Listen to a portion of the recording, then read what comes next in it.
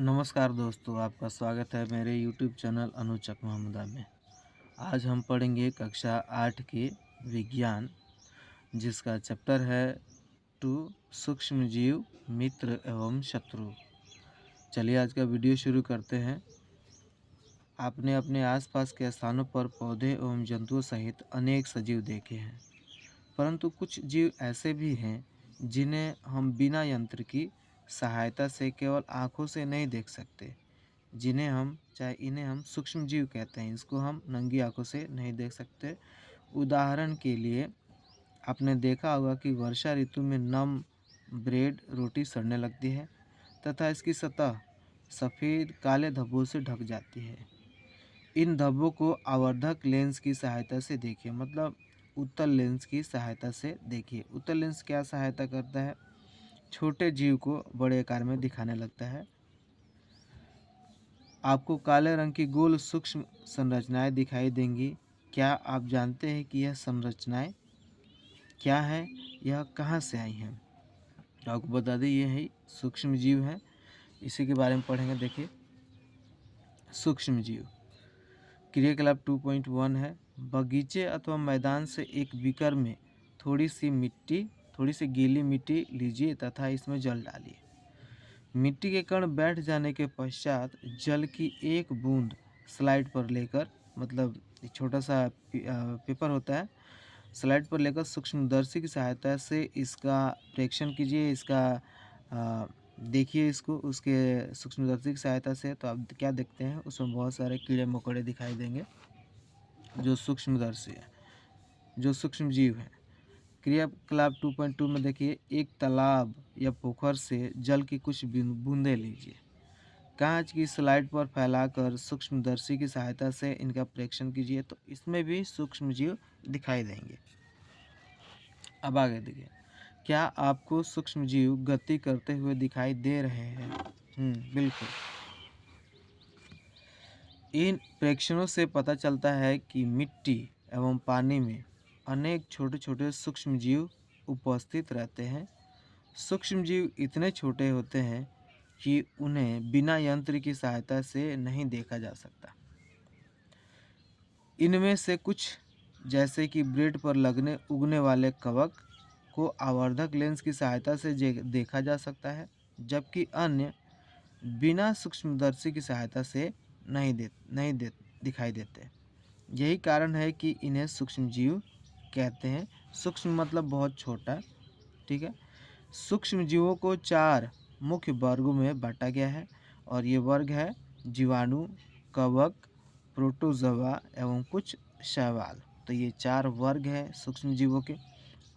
जीवाणु, शैवाल, प्रोटोजोआ एवं कवक के कुछ सामान्य सूक्ष्म जीव जो आगे वाले फोटो में दिखाए गए हैं चित्र में। अब देखिए, विषाणु क्या है? वायरस है। ये भी क्या है? सूक्ष्म जीव होता है, परंतु वे अन्य सूक्ष्म जीवों से क्या है, थोड़ा भिन्न है। केवल परपोषी में ही गुणन करते हैं, मतलब ये दूसरे पर निर्भर रहते हैं। अर्थात जीवाणु, पौधे अथवा जंतु कोशिका में ये गुणन करते हैं, मतलब अपनी संख्या बढ़ाते हैं। विषाणु 2.5 में दर्शाए गए हैं, मतलब आगे वाले पेज पे। कुछ सामान्य रोग जैसे जुकाम, इन्फ्लुएंजा, चाहे फ्लू या अधिकतम खांसी विषाणु द्वारा होते हैं। कुछ विशेष रोग जैसे कि पोलियो एवं खसरा भी विषाणु और वायरस से होता है। आपको बता दें कि खसरा एक प्रकार से सर्दी खांसी होती है, बुखार लगता है, ठीक है।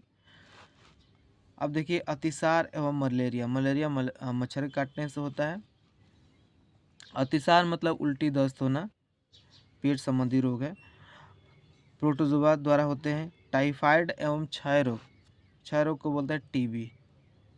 जीवाणु द्वारा होने वाले रोग हैं। इनमें से कुछ सूक्ष्म जीवों के विषय में आप कक्षा 6 और 7 में पढ़ चुके हैं। आगे देखिए,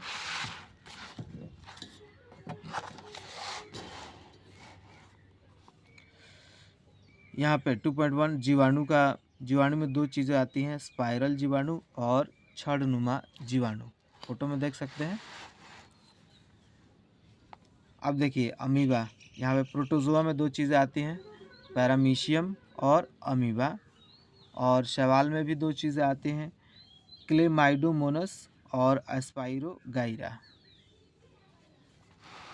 अब कवक में देखिए, कवक में तीन चीज़ें हैं, राइजोपस जो ब्रेड मोल्ड बोलते हैं इसको, पेंसिलियम और एस्परजिलस। तो आप देख सकते हैं इसके भाग, कवक का, प्रोटोजोआ का और शैवाल का और जीवाणु का। आगे देखिए, इसमें विषाणु का दिया है। विषाणु थोड़ा सा अलग होता है, इसका आप देख सकते हैं संरचना। अब सूक्ष्म जीव कहाँ रहते हैं, वो देखिए कि सूक्ष्म जीव कहाँ रहते हैं। सूक्ष्म जीव एक कोषीय हो सकते हैं, जैसे कि जीवाणु, कुछ शैवाल एवं प्रोटोजोआ, अथवा बहुकोषीय भी हो सकते हैं, जैसे कि कई शैवाल एवं कवक।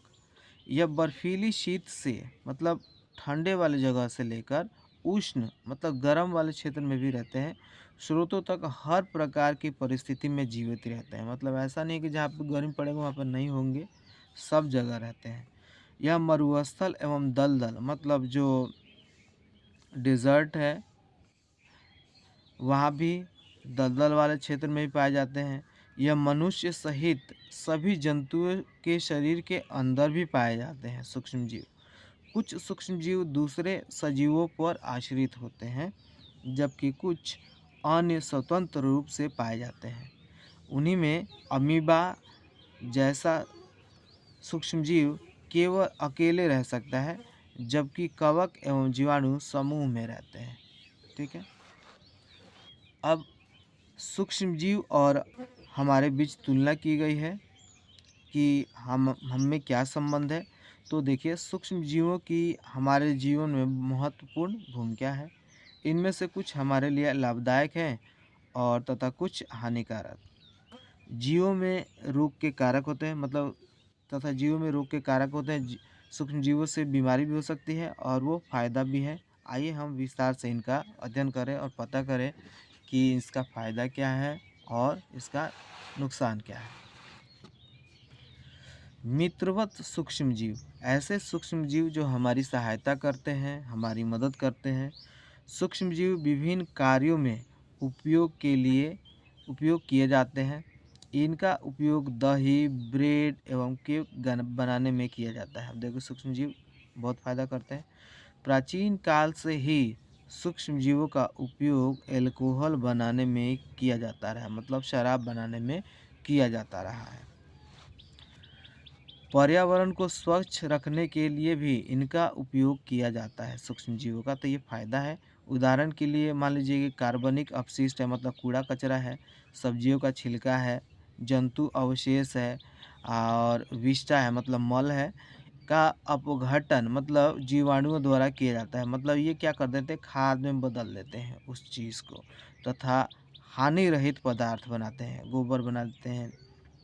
स्मरण कीजिए, जीवाणुओं का उपयोग औषधि उत्पादन में भी किया जाता है एवं कृषि में मृदा की मतलब मिट्टी की उर्वरता में में वृद्धि करने के में भी किया जाता है, जिससे नाइट्रोजन स्थिरीकरण होता है। नाइट्रोजन स्थिरीकरण मतलब इसमें नाइट्रोजन की स्थिति ज़्यादा या कम नहीं होती, सामान्य बनी रहती है। अब देखिए, दही एवं ब्रेड का बनाना। अब दही और ब्रेड कैसे बनता है। आप कक्षा 7 में पढ़ चुके हैं कि जीवाणु दूध को दही में परिवर्तित कर देते हैं। देखिए, हमने अपनी माँ को गर्म या गुनगुने दूध में थोड़ा सा दही मिलाते हुए देखा है।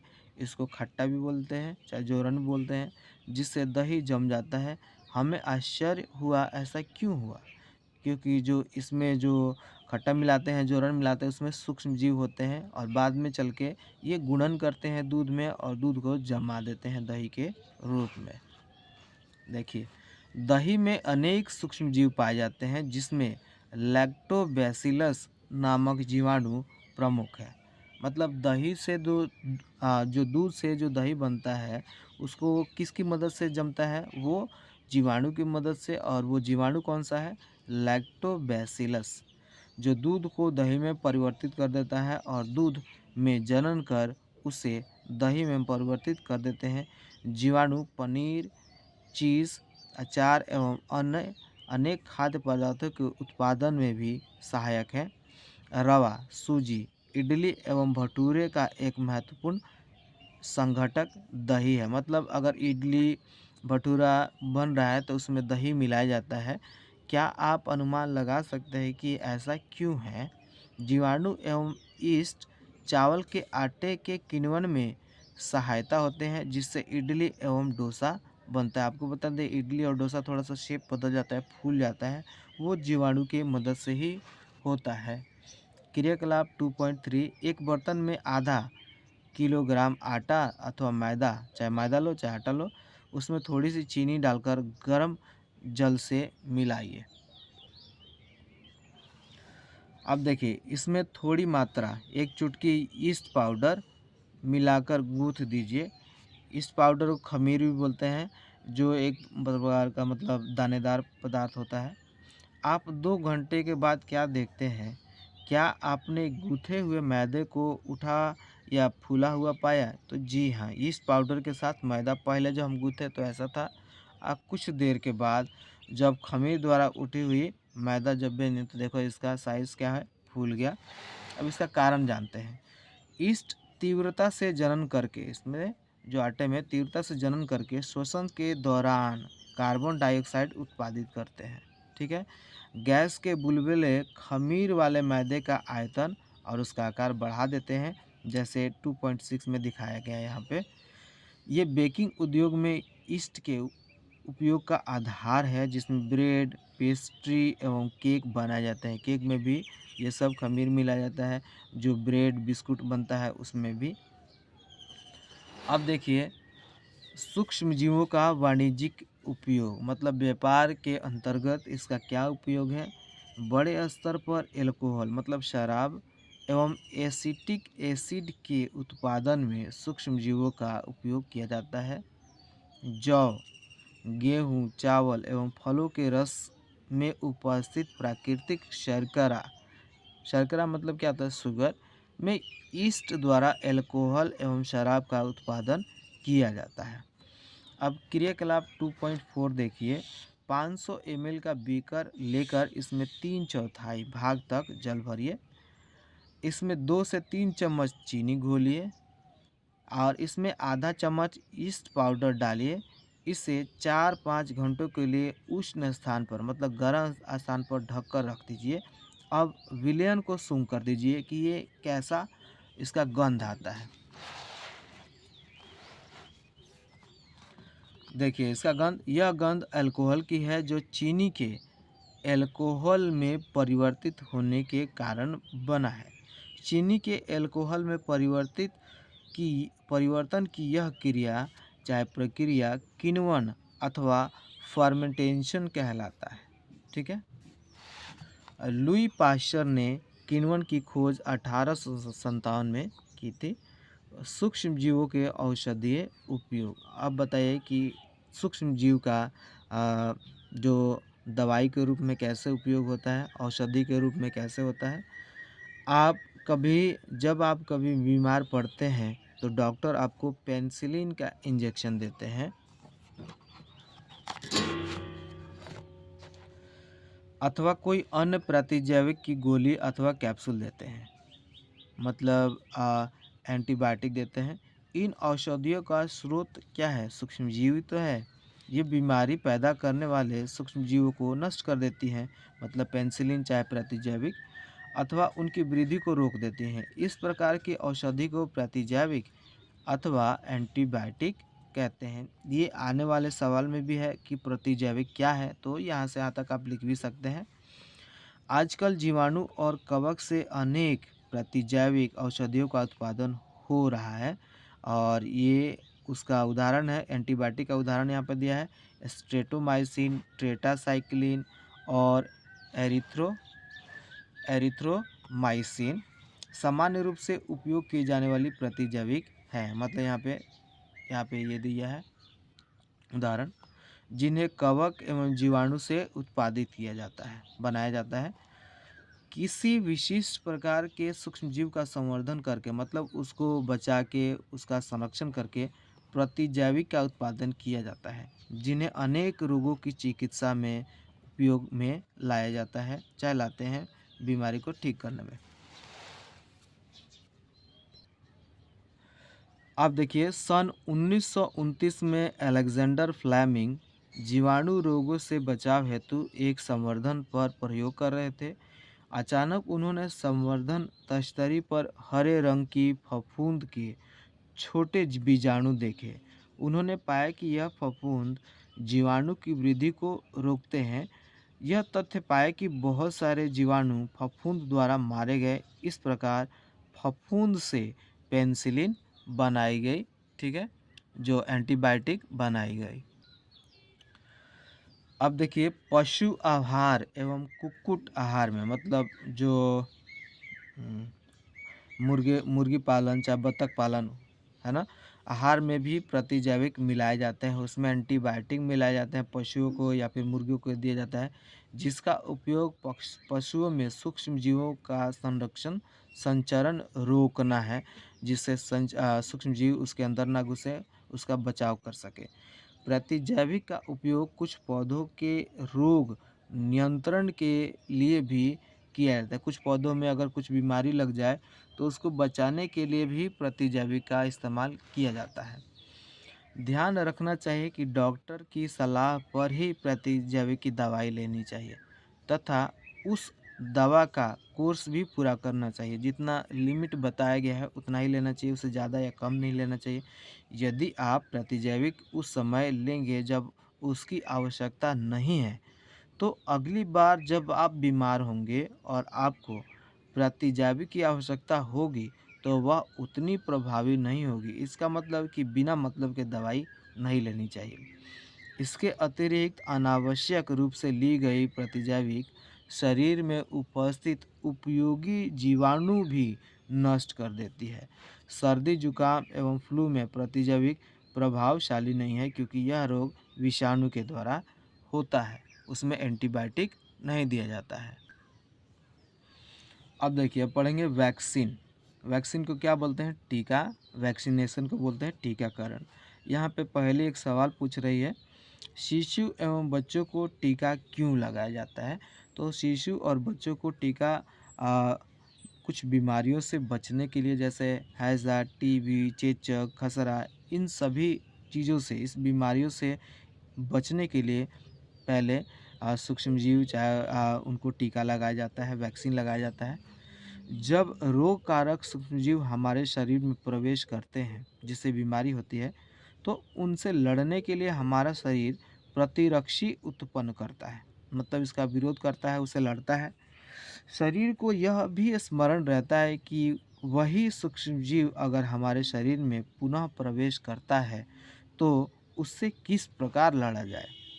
अतः यदि मृत अथवा निष्क्रिय सूक्ष्मजीवों को स्वस्थ व्यक्ति के शरीर में प्रविष्ट कराया जाए, मतलब उसमें डाला जाए, तो शरीर की कोशिकाएं उसी के अनुसार लड़ने के प्रतिरक्षी उत्पन्न करके रोग कारक को नष्ट कर देती है। इसका मतलब है कि हमारे शरीर में कुछ ऐसे सूक्ष्म जीव हैं जो छोटी मोटी बीमारियों का सामना बिना दवाई के ही कर देती हैं, उसको ठीक कर देती हैं। यह प्रतिरक्षी हमारे शरीर में सदा के लिए बनी रहती है तथा रोग कारक सूक्ष्मजीव से हमारी सदा के लिए सुरक्षा करती होती है। इस प्रकार टीका वैक्सीन कार्य करता है। हैज़ा चाहे क्षय रोग, चेचक तथा हेपेटाइटिस जैसी अनेक बीमारियों को वैक्सीन टीके द्वारा रोका जा सकता है। अब देखिए ये जो एडवर्ड जेनर हैं ने चेचक के लिए 1798 में चेचक के टीके की खोज की थी, एडवर्ड जेनर जी ने। आपके बचपन में आपको भी अनेक रोगों से रक्षा करने के लिए टीके या वैक्सीन दिए गए होंगे। क्या आप इन रोगों की सूची तैयार कर सकते हैं? हाँ, कर सकते हैं। हैजा, चेचक, मलेरिया, हेपेटाइटिस, इन सब का जो सुई दिया जाता है, इसके लिए आप अपने माता पिता की मदद ले सकते हैं।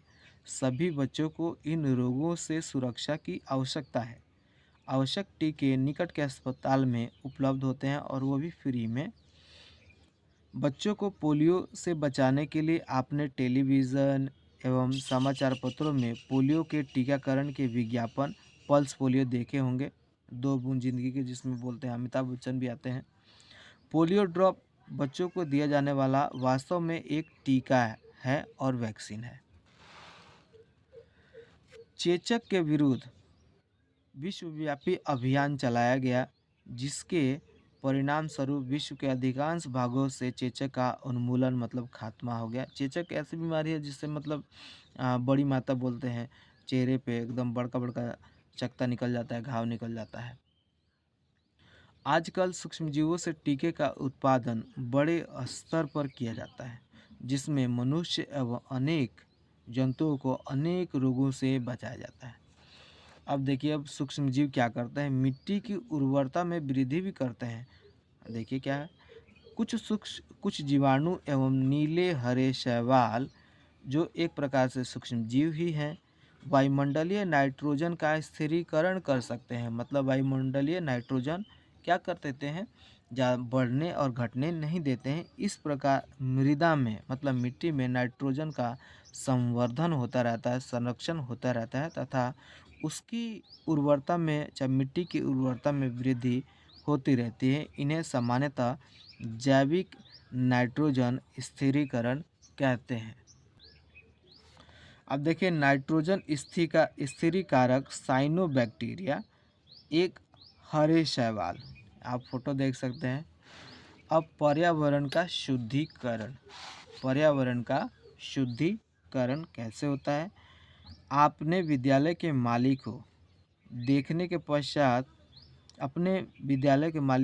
के पश्चात पहेली और बूझो और दूसरे विद्यार्थियों ने घरों व बगीचों से पत्तियां एवं फल सब्जियों का कचरा एकत्र करके उसके रख रखाव के लिए बनाए गए गड्ढे में डाल दिया, मतलब कूड़ेदान में डाल दिया। कुछ समय बाद, मतलब एक गड्ढा में डाल दिया, कुछ समय के बाद इसका जब विघटन होने लगा, जब ये टूट के बिखरने लगा, चाहे उसका रूप बदलने लगा, यह खाद में परिवर्तित हो गया। ये कैसे हो पाया? पहेली और बूझो जानना चाहते हैं कि यह किस प्रकार हो सकता है। तो यह सूक्ष्म जीवों की सहायता से हो सकता है, क्योंकि उसमें जो सड़े गले सब्जियां, उसमें कीड़े लग जाते हैं और वही कीड़े खा के उस चीज़ को, जो कचरा है, उसको खा के किस में परिवर्तित कर देते हैं, खाद में। अब क्रियाकलाप 2.5 में देखिए, 2 गमले लेकर प्रत्येक को मिट्टी से आधा भर दीजिए। मतलब 2 गमला लीजिए, आधा भर दीजिए मिट्टी से। इन्हें ए और बी मतलब चिन्हित कर दीजिए कि एगो जो डब्बा है, गमला है, वो ए है, दूसरा बी है। ए गमले में पौधे का कचरा भर दीजिए, मतलब जो पौधे का जो भी है गीला सूखा कचरा, उसमें भर दीजिए। तथा दूसरे बी में पॉलीथीन, प्लास्टिक की थैली, कांच की खाली बोतलें तथा प्लास्टिक के टूटे खिलौने आदि भर दीजिए, प्लास्टिक का सामान। उन्हें एक ओर रख दीजिए। 3-4 सप्ताह बाद उनका निरीक्षण कीजिए, पता कीजिए कि क्या हुआ, तो अब बताएंगे कि ए वाला जो है वो खाद बन जाएगा 3-4 हफ्ते में, उसमें सूक्ष्मजीव लग के। लेकिन जो बी वाला वो नहीं गलेगा, क्योंकि प्लास्टिक में थोड़े लगता है, प्लास्टिक को नहीं गला सकते वो लोग। क्या आपको दोनों गमलों की वस्तुओं में कोई अंतर दिखाई देता है? हाँ, देता है। तो क्या अंतर परिलक्षित होता है? आप देखेंगे कि गमला ए के पादप अपशिष्ट, मतलब पेड़ पौधे के जो बचे कुचे भाग है, वो मतलब कचरा का अपघटन हो गया, वो बदल गया है। यह कैसे हुआ? सूक्ष्म जीवों द्वारा पादप अपशिष्ट का अपघटन कर उसे खाद में बदल दिया गया। इसे ऐसे ही हुआ। इस प्रक्रिया में बने पोषक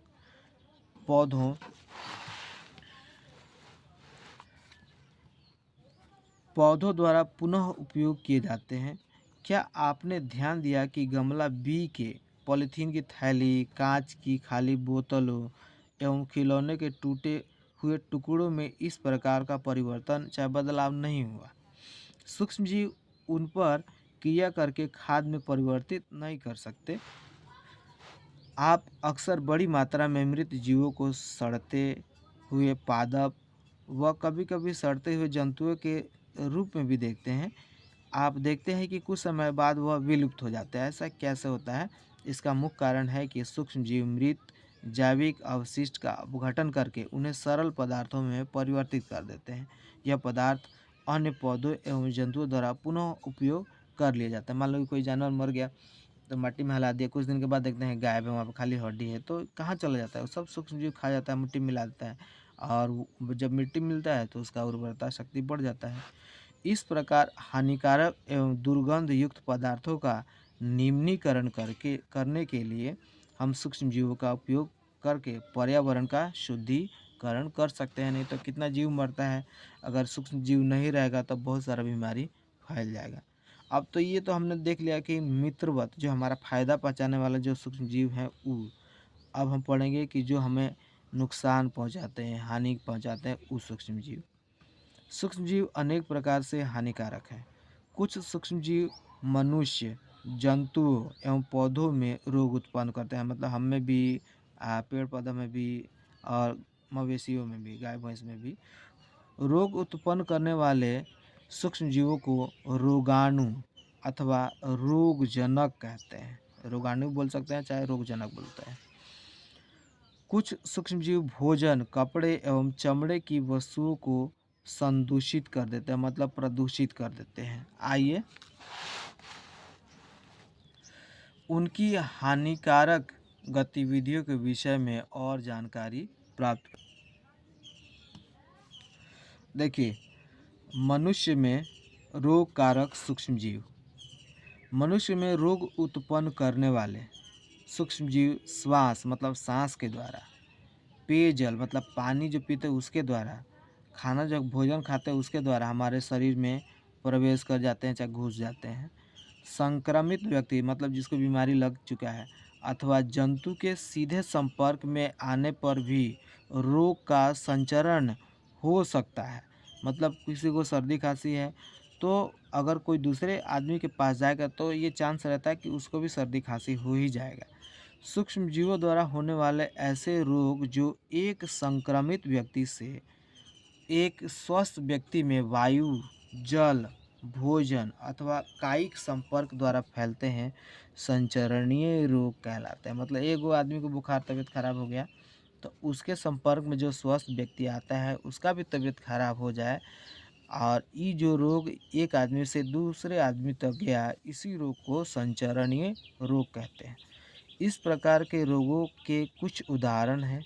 और ये कौन से रोग है जो मतलब संचरणीय रोग है? देखिए, हैजा है, सामान्य सर्दी जुकाम मतलब जो सीजनल बुखार है, चिकन पॉक्स जो मतलब छोटी माता बोलते हैं, बड़ी माता, क्षय रोग, टीबी, ये सब छूने बढ़ने से चाहे खाना खाने से फैलता है। जब जुकाम से पीड़ित कोई व्यक्ति छींकता है, मतलब कहीं सर्दी खांसी आप छींक दिए, तो सूक्ष्म जीव जो सूक्ष्म है वो बहुत छोटा छोटा मतलब बूंद में हमारे नाक से मुंह से निकलता है तथा हजारों रोग कारक वायरस भी निकलता है, वायु में आ जाते हैं। और यह वायरस श्वास के साथ ली जाने वाली वायु के साथ मतलब हवा के साथ शरीर में प्रवेश दूसरे आदमी में घुस जाते हैं। अब देखिए, तब आप संचरणीय रोगों का फैलना किस प्रकार रोकते हैं? मतलब ये जो पूछ रहा है कि मतलब ऐसे है तो अब उसका बचाव कैसे करेंगे भैया बताओ? तो ये पहली बता रही है इसका उत्तर, हम छींकते समय अपने मुंह एवं नाक पर एक रुमाल रखना चाहिए। अच्छा तो यही है कि संक्रमित व्यक्ति से पर्याप्त दूरी बनाए रखना, मतलब दूरी रहो, रुमाल बाद में रखना। अब देखिए, कुछ कीट एवं जंतु ऐसे भी हैं जो रोग कारक सूक्ष्मजीवों के रोग वाहक का कार्य करते हैं।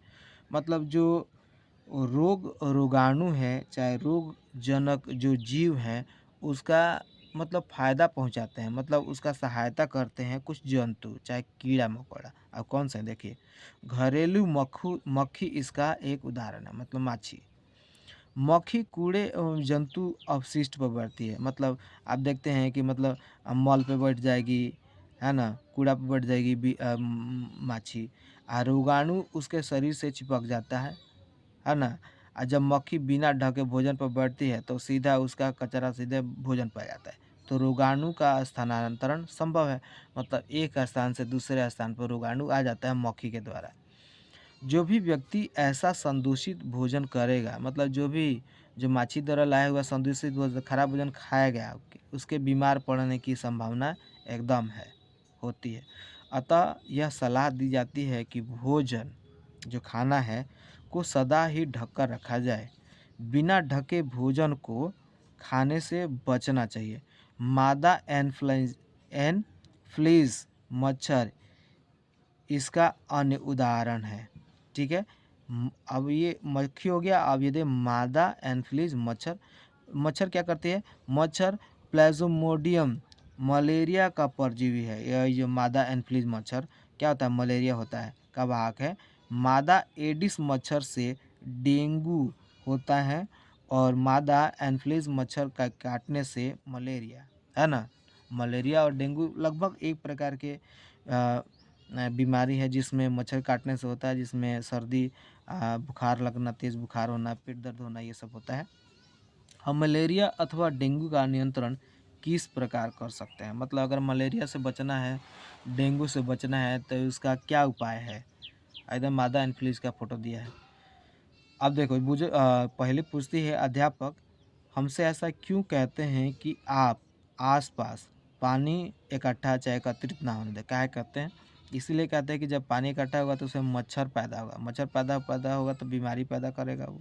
तो इसीलिए पानी इकट्ठा मत कीजिए। सभी मच्छर जल में उत्पन्न होते हैं। मच्छर जो पैदा होते हैं कहाँ पे उत्पन्न होते हैं? पानी में। हमें पानी को कहीं भी रुका नहीं रहने देना चाहिए। चाहे वो कूलर हो, टायर हो, चाहे फूलदान हो इत्यादि में कहीं भी जल को, पानी को एकत्रित न होने दें। अतः अपने आसपास के स्थानों को स्वच्छ, शुष्क रख मतलब सूखा रखिए, गीला मत रखिए। गीला नमी रहेगा तो उसमें मच्छर पैदा होगा। हम मच्छरों को पैदा होने से रोक सकते हैं। ऐसे उपायों की सूची बनाने का प्रयास कीजिए जिसे अपनाकर मलेरिया को फैलने से रोका जा सके। अब देखिए मनुष्य में सूक्ष्मजीव द्वारा होने वाले सामान्य रोग। सूक्ष्मजीव से कौन कौन सा बीमारी होता है वो देखिए। मानव रोग, यहाँ पर रोग कारक सूक्ष्मजीव का दिया है नाम। संचरण का कैसे फैलता है और इसका बचाव कैसे है सामान्य रूप से उसको देखेंगे। तो पहले क्या है? क्षय रोग, टीबी जीवाणु द्वारा फैलता है और उसका संचरण कैसा है? वायु है। ठीक है। अब दूसरा देखिए खसरा है जो, है ना। खसरा भी एक प्रकार सर्दी जुकाम, ये वायरस से फैलता है। ये भी वायु के संपर्क में आने से, चाहे संक्रमित आदमी के संपर्क में आने से होता है। चिकन पॉक्स भी वायरस से फैलता है। वायु सीधे संपर्क से, चाहे वायु की सहायता से फैलता है। पोलियो भी वायरस से फैलता है और वायु जल से फैलता है। तो इसका बचाव का मतलब रोगी व्यक्ति को पूरी तरह से अन्य व्यक्ति से अलग रखा जाना चाहिए। रोगी की व्यक्तिगत वस्तुओं को भी अलग रखना चाहिए और उचित समय पर इसका टीकाकरण सुई लेना चाहिए। अब देखिए हैजा और टाइफाइड। हैजा जीवाणु से फैलता है जल, पानी और भोजन की सहायता से। टाइफाइड भी जीवाणु से फैलता है पानी की सहायता से। अब इसका बचाव क्या है? व्यक्तिगत स्वच्छता मतलब साफ सफाई रखना चाहिए एवं अच्छी आदतों को अपनाना। अच्छी आदत मतलब अच्छा भोजन करना, अच्छे पका हुआ भोजन खाना, व्यायाम करना, उबला पेयजल एवं इसका टीकाकरण करना। अब हेपेटाइटिस ए भी वायरस के कारण होता है जो जल से होता है। उबले हुए पेयजल का प्रयोग और टीकाकरण ही उसका उपाय है। अब मलेरिया देखिए प्रोटोजोआ से होता है, अब मच्छर के काटने से। ठीक है। एनफ्लूएंजा मच्छर के। मच्छरदानियों का प्रयोग करना चाहिए। मच्छर भगाने वाले रसायन का मतलब जो ऑल आउट है उसका, चाहे गुड नाइट। कीटनाशक का छिड़काव करना चाहिए एवं मच्छर के प्रजनन रोकने के लिए किसी भी स्थान पर पानी को इकट्ठा नहीं होने देना चाहिए।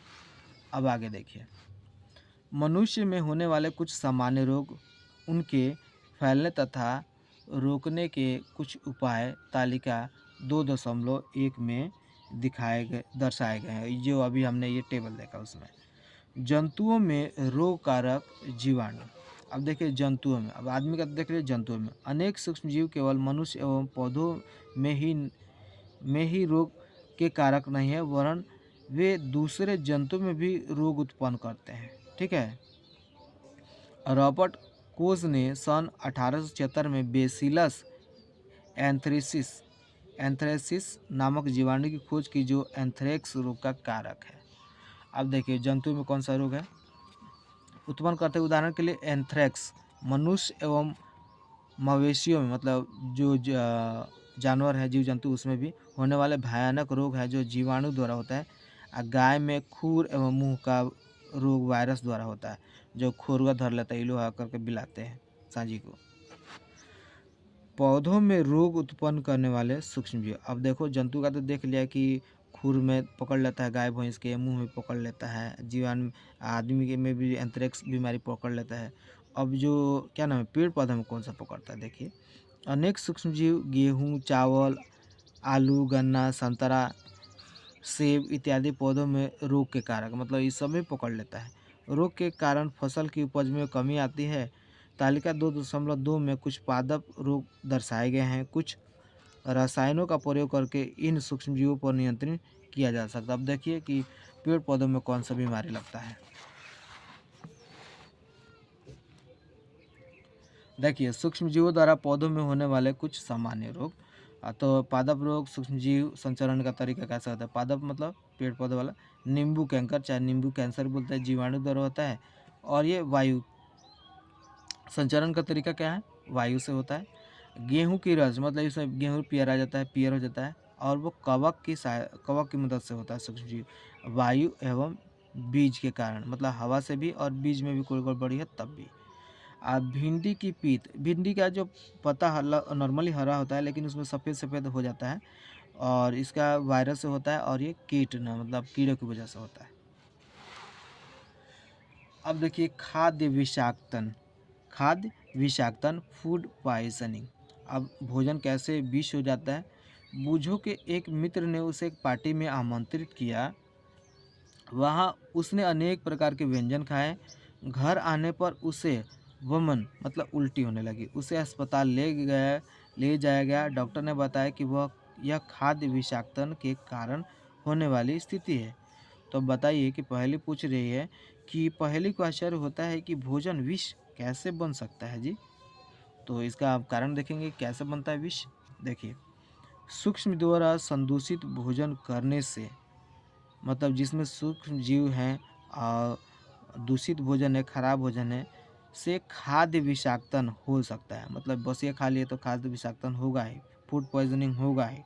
हमारे भोजन में उत्पन्न होने वाले सूक्ष्म जीव कभी कभी विषैला मतलब खतरनाक हो जाता है पदार्थ उत्पन्न करते हैं। यह भोजन को विषाक्त बनाते हैं मतलब जहरीला बनाते हैं, जिसके सेवन से व्यक्ति भयंकर रूप से रोगी हो सकता है, अथवा कभी कभी क्या होता है, उसकी मृत्यु भी हो सकती है। अतः यह आवश्यक है कि हम भोजन को संदूषित होने से बचाएं। खाद्य परिरक्षण का मतलब है कि खाद्य को कैसे बचाकर रखा जाए। अध्याय 1 में हमने खाद्य बीजों के परिरक्षण एवं भंडारण के उपायों के विषय में पढ़ा था। मतलब जौ, ओसनी, कटनी, पिटौनी, फिर भंडारण सुखा के, है ना, ये सब पढ़ा था। हम पके हुए भोजन का घर पर परिरक्षण किस प्रकार कर सकते हैं, वो तो अनावश्यक था।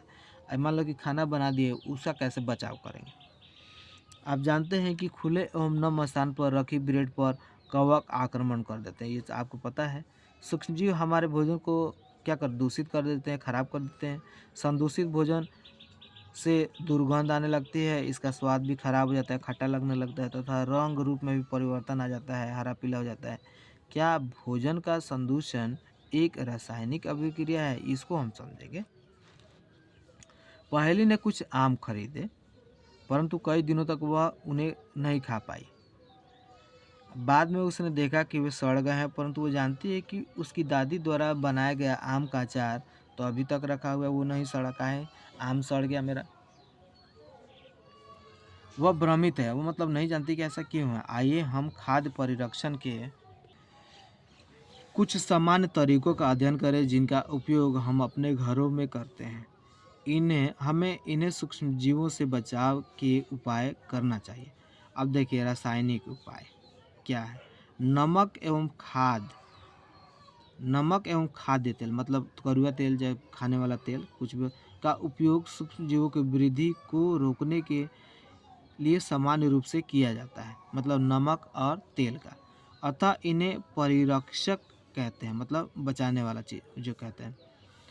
हम नमक अथवा खाद्य अम्ल का प्रयोग अचार बनाने में करते हैं, जिससे सूक्ष्म जीवों की वृद्धि नहीं होती है। सोडियम बेंजोएट तथा सोडियम मेटाबाइसल्फाइड सामान्य परिरक्षक हैं। जैम और स्क्वैश, जैम जो आप जानते हैं,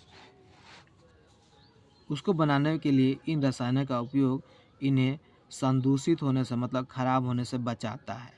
नमक और कौन? खाद्य तेल। अब देखिए नमक द्वारा परिरक्षण। अब खाली नमक मिला के कैसे किसी चीज़ को, खाने वाले खाद्य चीज़ को बचाया जाता है। सामान्य नमक का उपयोग मांस एवं मछली के परिरक्षण के लिए काफ़ी लंबे अरसे से किया जाता है। सूखा मछली के लगा कर नमक लगा कर रख देंगे। जीवाणु की वृद्धि रोकने के लिए मांस तथा मछली को सूखे नमक से ढक दिया जाता है।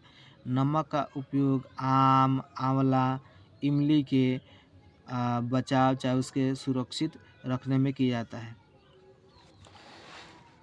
चीनी द्वारा परिरक्षण। अब देखिए चीनी द्वारा परिरक्षण कैसे होता है। जैम, जेली एवं स्क्वैश का परिरक्षण चीनी द्वारा किया जाता है। चीनी डाला जाता है। चीनी के प्रयोग से खाद्य पदार्थ की नमी में कमी आती है, उसमें नमी नहीं घुस पाती है, जो संदूषण करने वाले जीवाणु की वृद्धि को रोक देता है, चाहे नियंत्रित करता है। अब देखिए तेल एवं सिरके द्वारा परिरक्षण। तेल और सिरका द्वारा, सिरका भी एक प्रकार से तेल जैसा लिक्विड है। तेल एवं सिरके का उपयोग अचार को बचाने के लिए किया जाता है, क्योंकि इसमें जीवाणु जीवित नहीं रहता है। सब्जी, फल, मछली, मांस का परिरक्षण इस विधि द्वारा ही किया जाता है। अब देखिए वो कैसे किया जाता है। गर्म एवं ठंडा करना। गर्म एवं ठंडा करना। गर्म एवं ठंडा करना। आपने अपनी माँ को दूध उबाल कर रखते हुए देखा होगा। उबालने से अनेक सूक्ष्मजीव नष्ट हो जाते हैं। देखिए कैसे नष्ट हो जाते हैं। इस प्रकार हम अपना भोजन रेफ्रिजरेटर में रखते हैं, क्योंकि कम ताप सूक्ष्मजीवों की वृद्धि को रोकता है। रेफ्रिजरेटर में, फ्रिज में थैलियों में आने वाला दूध संदूषित क्यों नहीं होता? उसको सामान्य रूप से भी रखते हैं, फ्रिज में भी रखते हैं, खराब नहीं होता है। मेरी माँ ने बताया कि यह दूध पाश्चरीकृत है। मतलब पाश्चरीकृत का क्या प्रक्रिया है, क्यों बोला पाश्चरीकरण क्या है, इसको देखिए। पाश्चरीकृत दूध को बिना उबाले इस्तेमाल किया जा सकता है, क्योंकि यह सूक्ष्म जीवों से मुक्त होता है। इसके लिए पाश्चरीकृत बनाने के लिए क्या किया जाता है, दूध को 70 डिग्री सेल्सियस पर 15 से 30 सेकेंड के लिए गर्म करते हैं, फिर अचानक एकाएक ठंडा कर उसका भंडारण मतलब फ्रिज में रख देते हैं।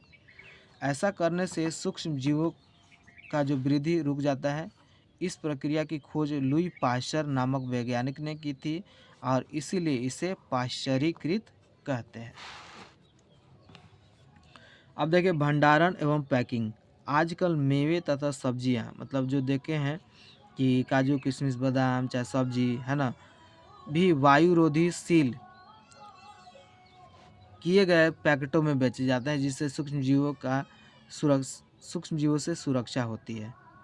अब देखिए नाइट्रोजन स्थिरीकरण क्या है। आपने कक्षा 6 और 7 में राइजोबियम जीवाणुओं के बारे में पढ़ा है, जो लेग्यूम पौधा है दलहन का, उसमें नाइट्रोजन स्थिरीकरण में सहायक होते हैं। स्मरण कीजिए कि राइजोबियम जो लेग्यूम पौधे की ग्रंथिका में मतलब उसका जड़ में रहता है, जैसे सेम, मटर जो एक सहजीविता है, मतलब सेम मटर एक मतलब सहजीव होता है, मतलब एक ही क्लास के हैं, एक ही कैटेगरी के हैं। कभी कभी तड़ित द्वारा भी नाइट्रोजन का स्थिरीकरण होता है, मतलब जो तड़ित जो गिरता है उसके द्वारा भी। परंतु आप जानते हैं कि नाइट्रोजन की मात्रा वायुमंडल में स्थिर रहती है, बढ़ती घटती नहीं है। आपको आश्चर्य होगा कि यह कैसे संभव है। आइए इसके विषय में अगले भाग में समझते हैं कि नाइट्रोजन जो 78% हमारे वायुमंडल में है, वो 78% ही क्या रहता है, बढ़ता घटता क्या है नहीं, इसको समझेंगे। लेग्यूम पौधों की जड़ ग्रंथि का आप देख सकते हैं। इसमें क्या होता है, नाइट्रोजन यहाँ पे देख रहे हैं, बूंदा बूंदा सा दिखाई दे रहा है, इसमें रहता है। अब देखिए नाइट्रोजन चक्र क्या होता है। हमारे वायुमंडल में 78% क्या है, नाइट्रोजन गैस। नाइट्रोजन सभी सजीवों का आवश्यक संघटक है, जो प्रोटीन, पर्णहरित, क्लोरोफिल, न्यूक्लिक एसिड एवं विटामिन में उपस्थित होता है, मतलब फायदा पहुंचाता है। पौधे एवं जंतु वायुमंडलीय नाइट्रोजन का उपयोग सीधे नहीं कर सकते हम लोग। मिट्टी में उपस्थित जीवाणु चाहे नीले हरे शैवाल वायुमंडलीय नाइट्रोजन का स्थिरीकरण करते हैं, नाइट्रोजन यौगिक में परिवर्तित कर देते हैं। जब नाइट्रोजन इस प्रकार उपयोगी यौगिकों में परिवर्तित हो जाती है, पौधे उसका उपयोग मिट्टी में से जड़ तंत्र द्वारा करते हैं। इसके पश्चात अवशोषित नाइट्रोजन, मतलब जो नाइट्रोजन उन्होंने खींचा है, उसका उपयोग प्रोटीन एवं अन्य यौगिकों के संश्लेषण में करते हैं। पौधे पर निर्भर करने वाले जंतु चाहे हम लोग, उनसे प्रोटीन एवं अन्य नाइट्रोजनी यौगिक प्राप्त करते हैं। पौधा एवं जंतुओं की मृत्यु के बाद मिट्टी में उपस्थित जीवाणु एवं कवक नाइट्रोजनी अपशिष्ट को नाइट्रोजनी यौगिक में परिवर्तित कर देते हैं, जो पौधों द्वारा पुनः उपयोग होता है। कुछ विशिष्ट जीवाणु नाइट्रोजनी यौगिकों को नाइट्रोजन गैस में परिवर्तित कर देते हैं, जो वायुमंडल में चली जाती है। परिणामतः वायुमंडल में नाइट्रोजन की मात्रा स्थिर बनी रहती है। अब इसको समझने के लिए यहाँ पे चार्ट देख लेते हैं। नाइट्रोजन है ना, नाइट्रोजन चक्र। मान लो कि मिट्टी में उपस्थित नाइट्रोजन के यौगिक हैं, तो यहाँ पे पौधों द्वारा अवशोषित कर लेते हैं। पौधों को कौन खाता है? जंतु द्वारा। फिर जंतु का जो अपशिष्ट है उसके द्वारा फिर मिट्टी में आ जाते हैं। अब देखिए यहाँ से, फिर देखिए यौगिका मिट्टी में उपस्थित, फिर जीवाणु द्वारा नाइट्रोजन यौगिका गैसीय नाइट्रोजन में परिवर्तित कर देना, और वो गैस में जाता है तो वायुमंडल में चला जाता है। वायुमंडल में चला जाता है तो त्वरित द्वारा फिर मिट्टी में चला आता है। और इसका एक और भाग है, अगर वायुमंडल में है तो वायुमंडलीय नाइट्रोजन का जीवाणु एवं नीले हरे शैवाल द्वारा स्थिरीकरण कर लिया जाता है। अब जीवाणु तत्व द्वारा स्थिर नाइट्रोजन को नाइट्रोजनी यौगिक में परिवर्तित करके फिर मिट्टी में मिला दिया जाता है। इसका मतलब कि जो नाइट्रोजन की मात्रा है कहीं से भी घूम के 78% रहती, ज़्यादा घटती और बढ़ती भी नहीं है। अब देखिए प्रश्न उत्तर देखते हैं। सूक्ष्म जीवों को सूक्ष्मदर्शी की सहायता से देखा जा सकता है, पहले भर दिए हैं। नीले हरे शैवाल से नाइट्रोजन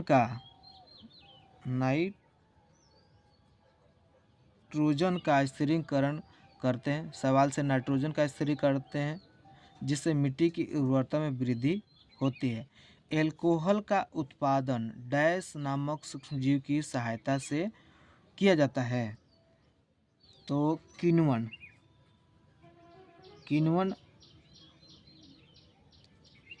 नामक सूक्ष्मजीव की सहायता से किया जाता है।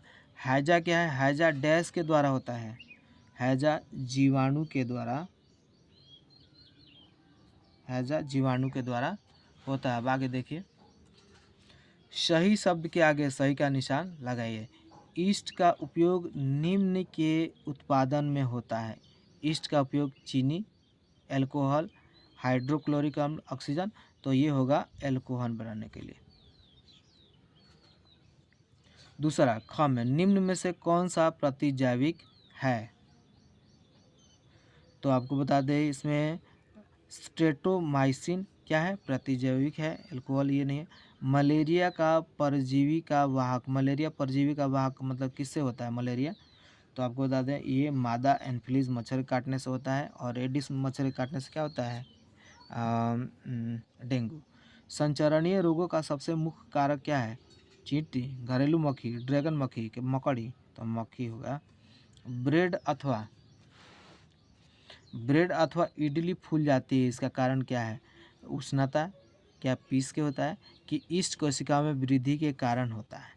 चीनी को अल्कोहल में परिवर्तित करने के प्रक्रम का नाम है नाइट्रोजन स्थिरीकरण, मोल्डिंग, किण्वन की संक्रमण, किण्वन नाम है।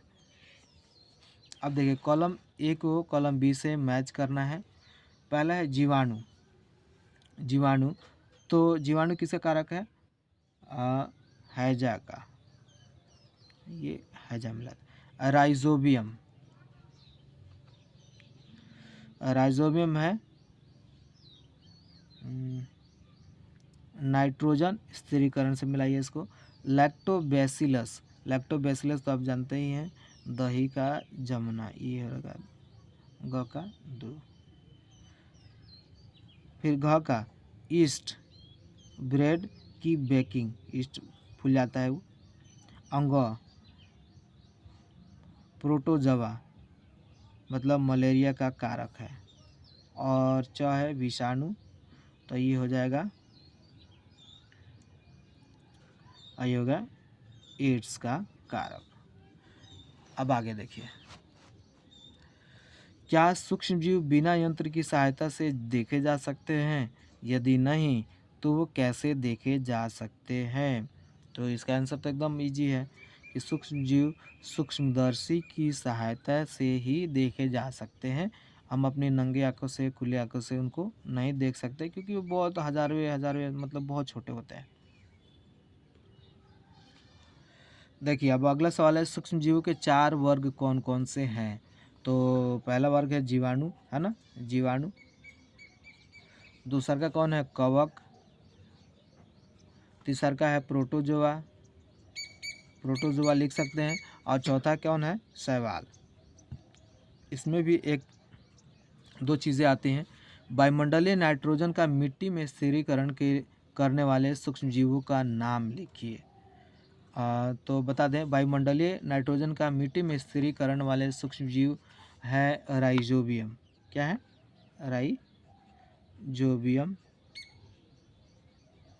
राइजोबियम, इसको सही से लिख लीजिएगा। जो फलीदार जो पौधे होते हैं उनकी जड़ों में पाए जाते हैं। हमारे जीवन में उपयोगी सूक्ष्मजीवों के बारे में 10 पंक्तियाँ लिखिए। तो देखिए, अब उसको हम बता देते हैं कि क्या लिखना है आपको यहाँ पे अभी। जी, तो इसका आंसर ये रहा, मित्रवत सूक्ष्मजीव, मतलब दही ब्रेड का जमना, इसके बारे में लिख सकते हैं। और आप लिख सकते हैं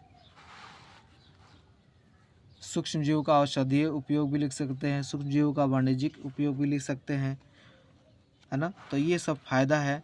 मिट्टी में उर्वरकता जो बढ़ाता है सूक्ष्मजीव, पर्यावरण का शुद्धि करता है, ठीक है।